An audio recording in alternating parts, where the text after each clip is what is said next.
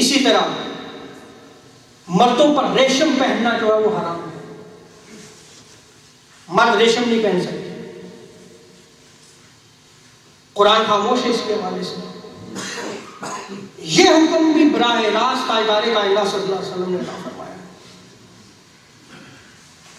عمر فاروق رضی اللہ تعالیٰ عنہ روایت کرتے ہیں، بخاری مسلم جامع ترمذی ترغیب میں اس روایت کو نقل کیا گیا، لا تلبسوا الحریر فإنه من لبس في الدنيا لم يلبس في الآخرة۔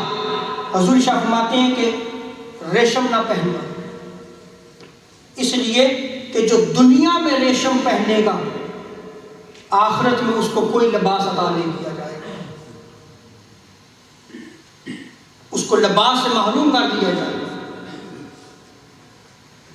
حضرت عبداللہ بن زبیر رضی اللہ تعالی عنہ روایت کرتے ہیں، یہ دوسری روایت ہے، یہ بھی بخاری ابن ماجہ میں نقل کی گئی، کہ جو شخص دنیا میں ریشم پہنے وہ جنت میں داخل نہیں ہوگا۔ اور ایک روایت میں آتا ہے من لا خلاق له فی الآخرہ، اس کا آخرت میں کوئی حصہ نہیں۔ اور حضرت ابو موسیٰ اشعری رضی اللہ تعالیٰ عنہ روایت کرتے ہیں جامع ترمذی، قال حرم لباس الحریر والذهب على ذکور امتی، کہ میری امت کے مردوں پر سونا، گولڈ اور ریشم حرام ہے۔ سو کس نے حرام قرار دیا؟ تاجدار کائنات صلی اللہ علیہ وسلم۔ پچھلے جمعہ مبارک میں نے گولڈ سونے کے حوالے سے بیان کیا کہ حضور نے اپنی امت کے مردوں پر سونا حرام بھی کیا اور اپنے صحابہ میں سے جس کو چاہا اجازت بھی دے دی، خود سونا پہنایا بھی اور بشارت بھی دی، اے سراقہ ابن مالک میں تیرے ہاتھ کی جیبوں میں، تیری کلائی میں کسرہ ایران اس بادشاہ کے سونے کے کنگن دیکھ رہا ہوں، اور عمر فاروق رضی اللہ عنہ پہنائے بھی تھے اسے۔ اب ریشم حرام ہے، لیکن جہاں حضور نے منع کیا وہاں بعض صحابہ کو رخصت بھی عطا فرما دی۔ کیوں؟ کسی شاعر نے کیا خوب کہا ہے کہ نبی مختار کل ہے، جس کو جو چاہے عطا کر دے، جس کو جو چاہے عطا کر دے، وہ عطا ہے۔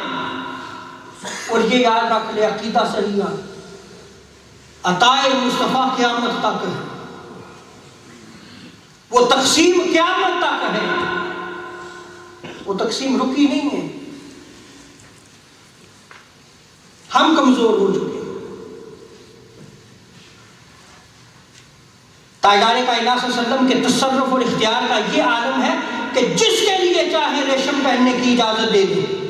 بخاری مسلم کی متفق علیہ روایت ہے، حضرت انس رضی اللہ تعالی عنہ روایت کرتے ہیں کہ حضرت عبد الرحمن بن عوف اور حضرت زبیر نے تاجدار کائنات صلی اللہ علیہ وسلم کی بارگاہ میں شکایت کی، عرض کی یا رسول اللہ ہمیں جوئیں پڑ جاتی ہیں، ہم اگر کوئی اور لباس پہنے تو ہمیں بڑی شدید تکلیف ہوتی ہے، ایک روایت میں خارش، تو ہم کیا کریں یا رسول اللہ؟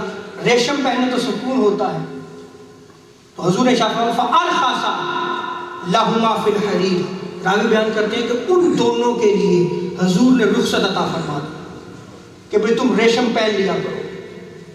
راوی بیان کرتے ہیں فَرَأَيْتُ عَلَيْهَا فِي غَزَاةٍ، اور میں نے ان دونوں شخصیات کو، حضرت عبد الرحمن بن عوف اور حضرت زبیر کو دیکھا کہ وہ ریشم پہنا کرتے تھے، وہ ریشم پہنا کرتے تھے۔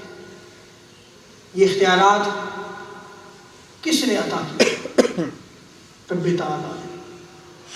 تاجدار کائنات صلی اللہ علیہ وسلم کو مختار بنا کر دیتا، تاجدار کائنات صلی اللہ علیہ وسلم کو اس کائنات ارضی و سماوی کے جہاں خزانے دیے گئے، علوم کے خزانے دیے گئے، وہاں ہر شے آپ صلی اللہ علیہ وسلم کو عطا